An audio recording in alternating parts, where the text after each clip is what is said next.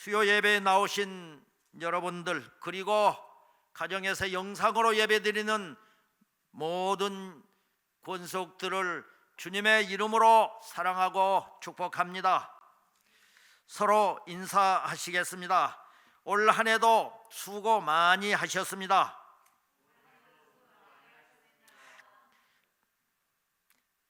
고맙습니다. 기도 덕분입니다.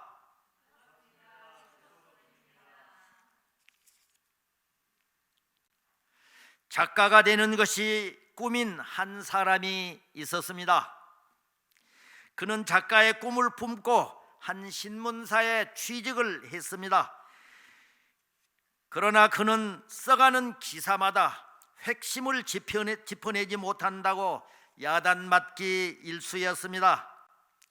그는 전쟁에 참여했다가 심한 부상을 입기도 했으며 2편의 소설을 썼지만 어느 출판사도 그의 원고를 받아주지 않았습니다. 그러기를 4년째.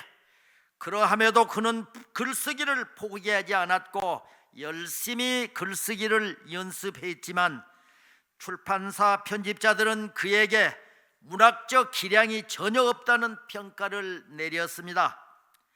가족들은 글을 쓴다는 핑계로 집에만 있는 그를 무능한 아들이라고 외면했고 결국 그는 집에서도 쫓겨났습니다. 1년 동안 잡지사와 신문사에 30편이 넘는 글을 발표했지만 그 대가로 받은 돈은 고작 우리 돈으로 20만 원 정도에 불과했습니다. 작가 생활을 한 지 5년이 지나고 7년이 지나도 그의 상황은 조금도 나아지지 않았습니다. 동료들은 그를 세상의 모든 출판사에서 퇴짜를 맞은 작가라고 비아냥거렸습니다.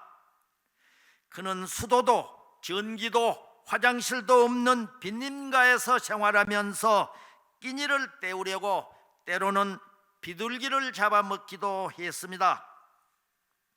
작가의 길을 걸은 지 9년째.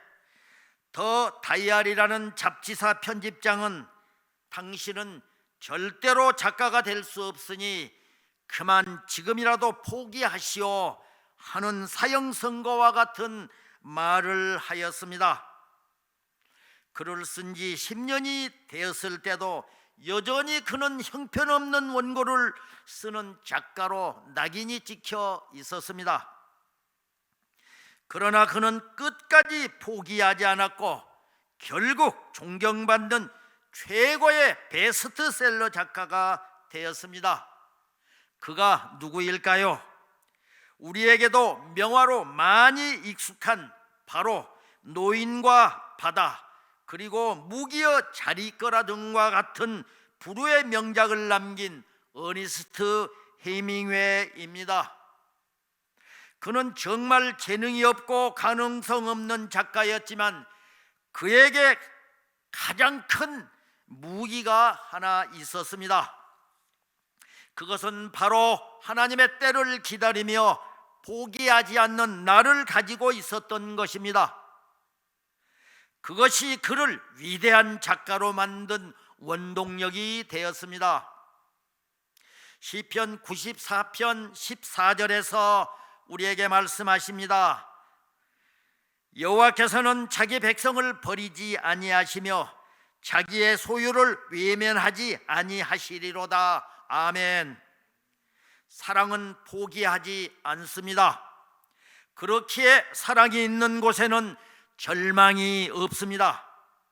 그는 안 돼, 그 사람은 희망이 없어라는 말은 인간에 대한 정확한 판단이라기보다는 사랑 없음이 기초가 되어 터져나온 말일 뿐입니다.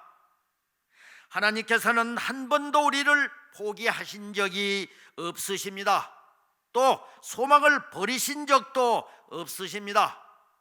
예수님을 3번이나 부인하고 저주까지 한 베드로조차도 품으시고 커다란 사명을 주셨습니다. 이렇듯 참된 사랑은 상황에 좌우함이 없이 소망을 품는 것이기 때문입니다. 죄인된 우리를 단 한 번도 포기하지 않으신 우리 주님, 그 주님의 사랑을 기억하며 우리 역시 주변의 한 영혼을 포기하지 말아야 할 것입니다. 다음은 우리의 영원한 피겨 여왕 김연아의 에세이 연아의 7분 드라마에 나온 감동적인 메시지를 소개합니다. 훈련을 하다 보면 늘 한계가 온다. 근육이 터져버릴 것 같은 순간과 숨이 턱까지 차오르는 순간이 오고 그냥 주저앉아버리고 싶은 순간이 수없이 엄습해 오지만 이런 순간이 오면 내 가슴 속에서 무언가가 말을 걸어온다. 이 정도면 됐어. 다음에 하자. 충분해 하는 속상임이 들립니다. 이런 유혹에 문득 포기해버리고 싶을 때도 있었습니다. 하지만 이때 포기하면 안 하는 것과 다를 바가 없다. 그러니까 99도까지 열심히 온도를 올려놓아도 마지막 1도를 넘기지 못하면 영원히 물은 끓지 않는다. 끓이는 물의 비등점은 마지막 1도. 포기하고 싶은 바로 그 1분을 참아내는 것이다. 이 순간을 넘어야 그 다음 문이 열리는 것과 같다. 그래야 내가 원하는 세상으로 갈 수 있기 때문이다. 때로는 너무 힘들어서 내 기대치를 낮추고 싶기도 했고 다가온 기회를 모른 척 외면하기도 싶기도 했다.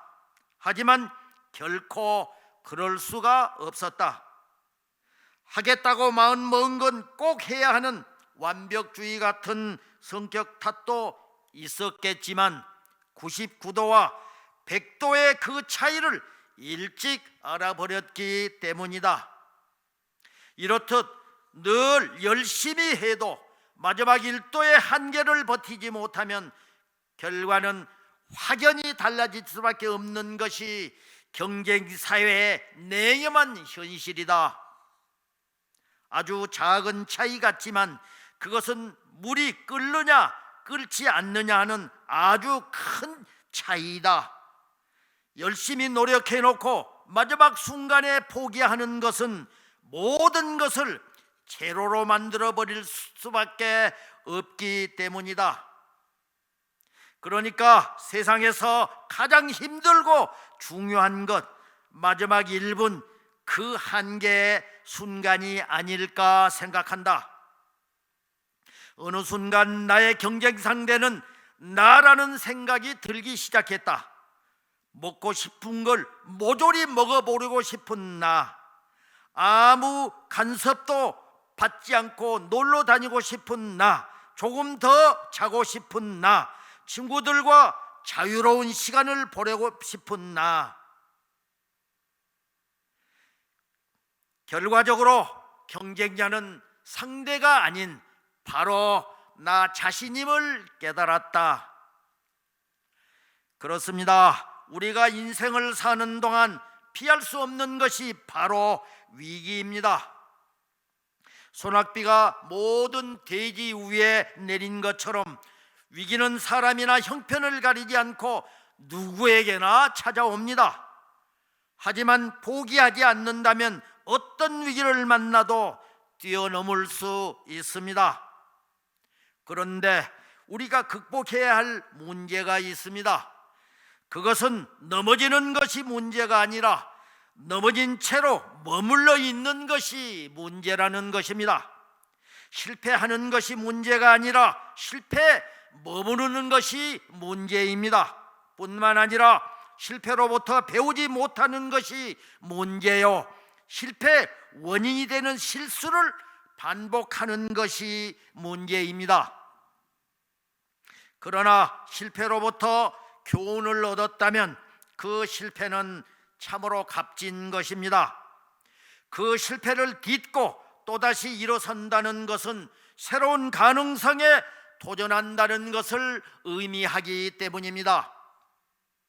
하나의 문이 닫히면 또 다른 문이 열리는 법, 새로운 가능성은 언제나 열려 있습니다.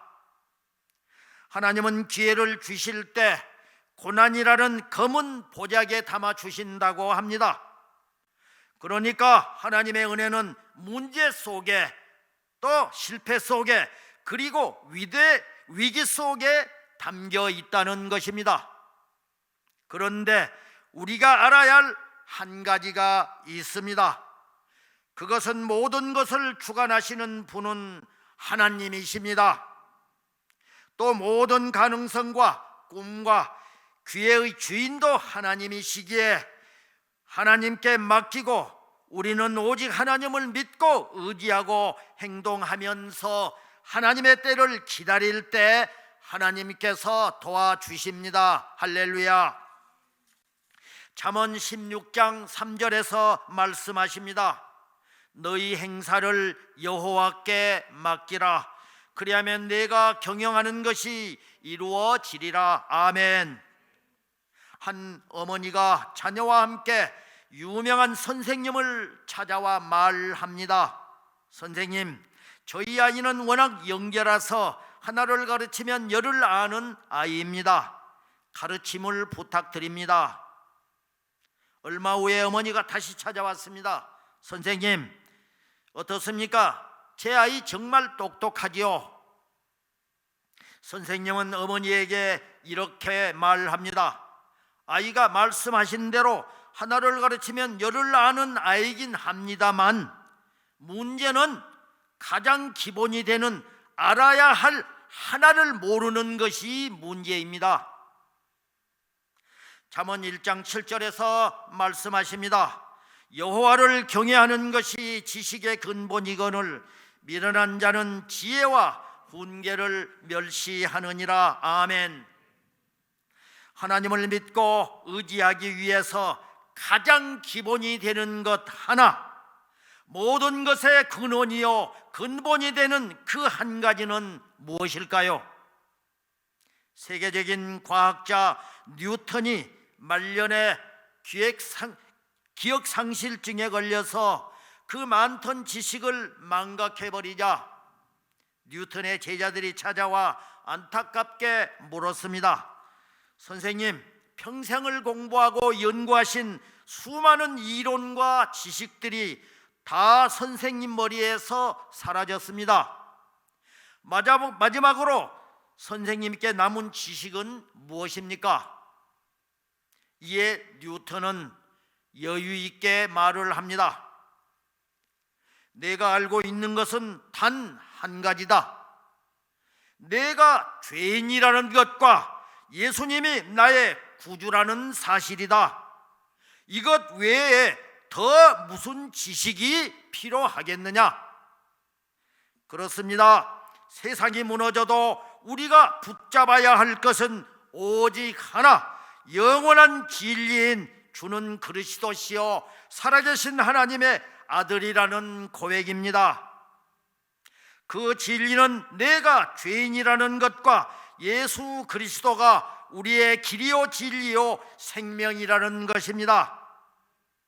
이를 인정하는 사람은 다른 사람을 용서하고 배려하며 겸손할 수 있습니다.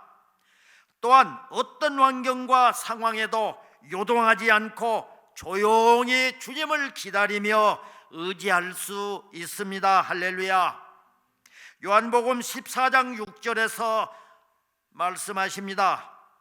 예수께서 이르시되 내가 곧 길이요 진리요 생명이니 나로 말미암지 않고는 아버지께로 올 자가 없느니라. 아멘. 우리는 나무를 분석하고 떨어지는 사과를 보고 만류 인력의 법칙을 발견하는 학문을 과학이라고 합니다. 나무를 보고 시를 쓰고 노래하고 작품으로 창조하는 것을 예술이라고 합니다.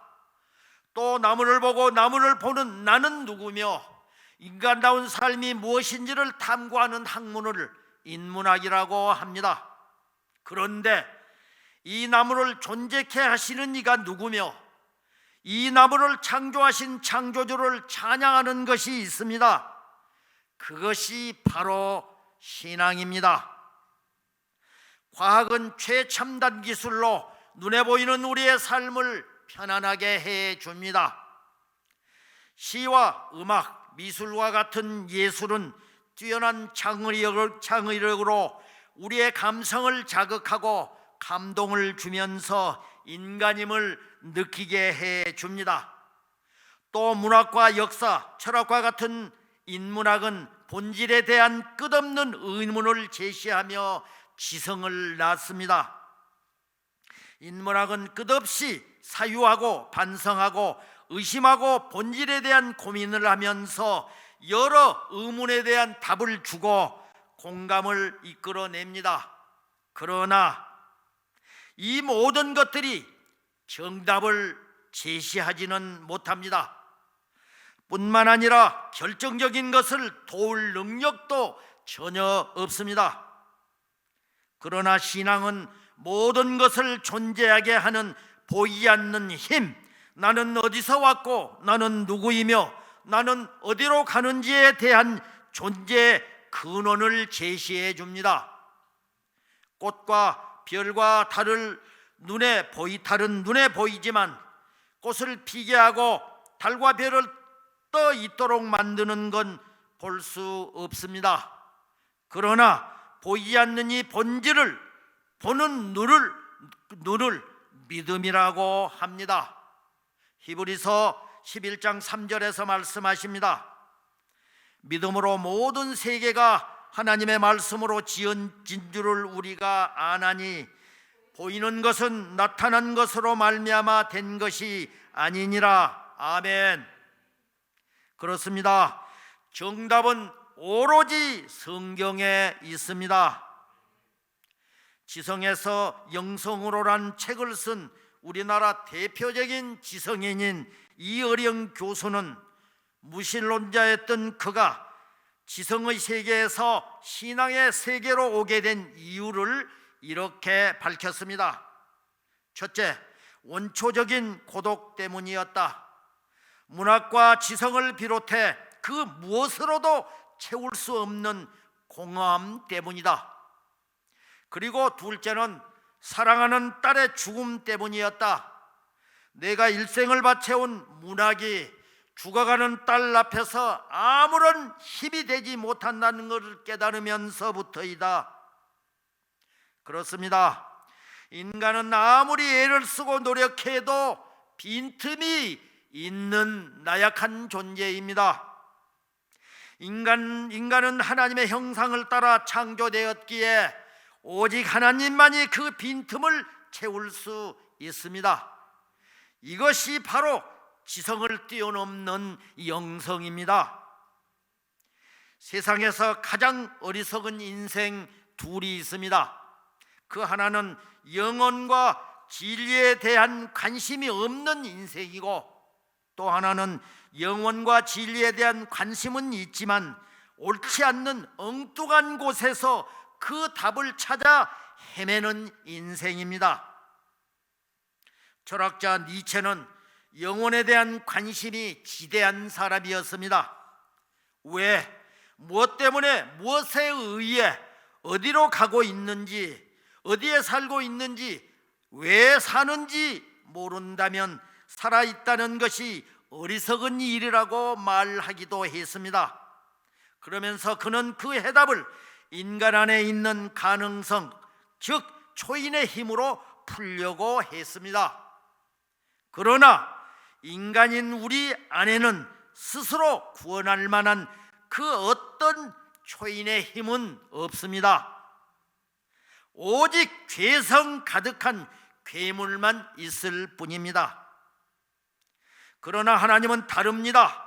하나님은 함께 비를 맞으시고 공감하시는 하나님일 뿐만 아니라 비를 피할 우산까지 주실 수 있는 능력이 있으신 전지전능하신 하나님이십니다. 할렐루야. 또 하나님은 모든 우주 만물의 주인이시며 우리의 삶의 주인이시며 모든 자연과학과 인문학의 주인은 바로 하나님이십니다. 우리는 오직 십자가의 은혜로 죄를 용서받고 영원의 삶에 다다르게 되는 것입니다. 하나님은 본체 하나님이시나 인간의 몸을 입고 이 땅에 오셔서 우리와 같이 울고 웃으셨고 우리를 깊이 공감하시며 이해하셨습니다. 그리고 십자가를 통해 죄사함을 주시고 하나밖에 없는 생명까지 내어 주시었습니다. 뿐만 아니라 죽음을 이기시고 부활하심으로 우리에게 영원한 승리를 주시었습니다. 또 예수님을 삶의 주인으로 구원자로 믿는 성도들에게 영생을 선물로 주셨습니다. 할렐루야. 우리 모두 하나님의 말씀으로 무장되어 영성과 전문성을 겸비한 내가 반드시 알아야 할 그 한 가지, 그것은 내가 죄인이라는 것과 예수님이 나의 구주라는 사실인 영원한 진리를 붙잡고 신실한 예수님의 제자로 거듭나길 주님의 이름으로 축복합니다. 오늘 본문은 다윗이 성전 건축을 위해 재정과 기술자, 건축 자재와 심지어 설계도까지 온 백성과 함께 자원해서 기쁨으로 준비를 했습니다. 그리고는 이 모든 것이 하나님의 은혜임을 찬양하면서 하나님을 주인으로 인정하는 믿음의 고백입니다. 이스라엘 온 회중들이 자원하여 많은 재물을 여호와의 성전 건축을 위하여 드립니다. 이에 다윗은 기쁨이 충만하여 온 회중 앞에서 여호와를 송축합니다. 오늘 본문 말씀인 역대상 29장 11절 12절을 함께 읽겠습니다. 여호와여, 위대하심과 권능과 영광과 승리와 위엄이 다 주께 속하였사오니 천지에 있는 것이 다 주의 것이로소이다. 여호와여, 주권도 주께 속하였사오니 주는 노투사 만물의 머리심이니이다. 부와 귀가 주께로 말미암고 또 주는 만물의 주제가 되사 손에 권세와 능력이 있사오니 모든 사람을 크게 하심과 강하게 하심이 주의 손에 있나이다. 아멘. 다윗이 인생 말년에 이렇게 하나님을 찬양하는 것은 일평생을 하나님의 높으심과 능력을 알고 만물과 인생을 다스리시는 분임을 경험하고 그 앞에서 하나님 앞에 겸손하게 자기를 낮추는 찬양입니다.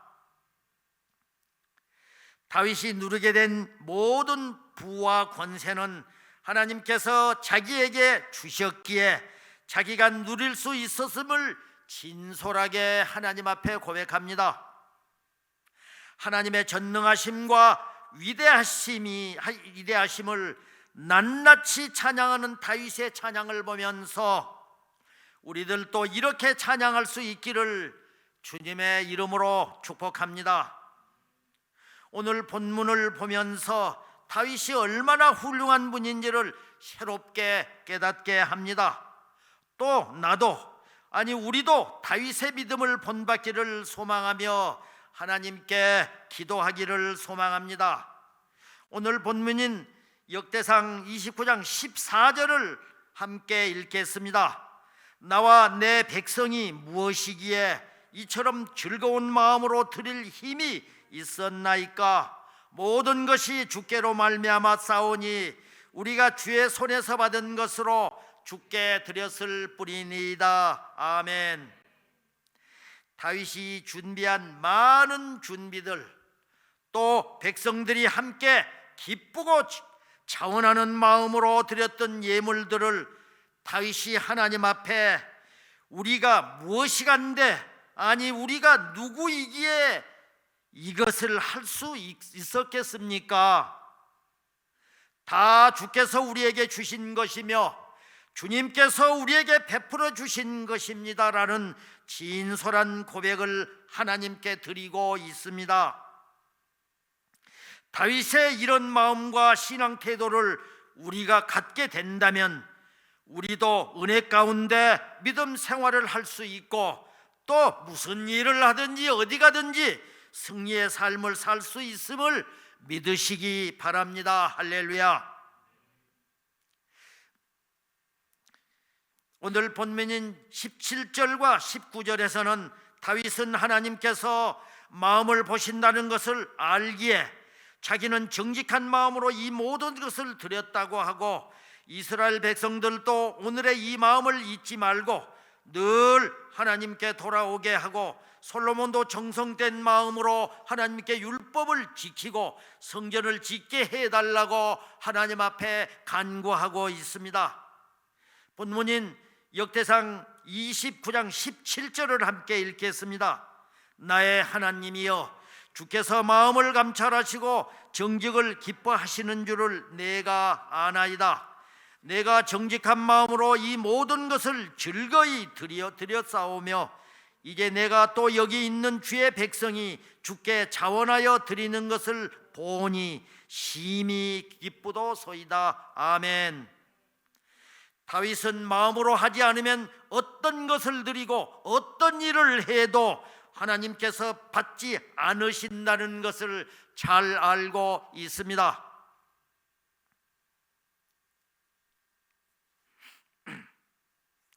항상 하나님을 높이고 자기의 낮음을 겸손하고 진실하게 고백하며 이스라엘 백성들과 솔로몬을 위해서 중보하는 다윗입니다. 마지막으로 29장 19절을 함께 읽겠습니다. 또 내 아들 솔로몬에게 정성된 마음을 주사 주의 계명과 권면과 율례를 지켜 이 모든 일을 행하게 하시고 내가 위하여 준비한 것으로 성전을 건축하게 하옵소서 하였더라. 아멘. 우리도 정직한 마음과 믿음으로 하나님 앞에 찬양하며 모든 소유권을 하나님께 드리고 우리의 다음 세대들과 이 나라 백성들에게도 믿음을 주셔서 그들도 영원히 찬양하며 믿음으로 살도록 하나님께 중보해야 합니다. 또 하나님의 전능하심과 위대하심 앞에서 우리는 아무것도 아닌 것을 진심으로 고백하며 하나님께서 나에게 주신 시간과 물질과 건강과 재능을 하나님 나라를 위해서 기쁘게 드리면서 감사하며 찬양하며 믿음으로 살아가는 우리 화평교회가 되기를 간절히 축복합니다. 이제 2020년이 저물고 있습니다. 되돌아보면 유난히 힘들었던 한 해였습니다. 하지만 우리 주님은 고난 가운데서도 항상 우리와 함께 계셨고 또 이곳까지 우리를 인도하셨습니다. 모든 영광 존귀하신 하나님께만 돌려드립니다. 지금까지 인도하신 에베네셀 하나님과 지금도 나와 함께 하시는 임마누엘 하나님, 그리고 지금 이후로도 나의 삶을 인도하실 여호와 이레 하나님을 찬양하며 복되고 희망찬 2021년 새해를 맞으시길 주님의 이름으로 간절히 축원합니다. 들은 말씀 생각하면서 결단송 찬송가 301장을 다 같이 부르시겠습니다.